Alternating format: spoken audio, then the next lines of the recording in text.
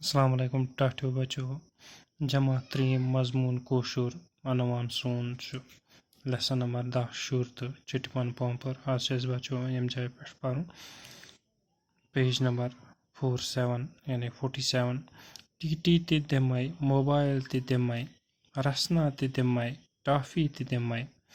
रंग दिखना पानस निश निखना बति वफा छारस गिंदा टीटी ते दिमाई यानी बच्चो यह वन अमिस चिटपन पंपर बच्चे मे नश टीटी गिंदन चीज मे नश मे नश मोबाइल यह दिमे ऐ बह रसना ते दिमे बह खेवान रसना म्यूट आसान रसना ते दिमे ऐ बह पन गिंदन चीज टॉफी ते दिमे अगर इ रंग दिखना पानस निश निकना यह पन रंग दिखना मे बे निकना मे पानस निश बत वफा छारस गिंदहा अगर मे यह रंग दिह या पन पर दिख बत वफा यानी बत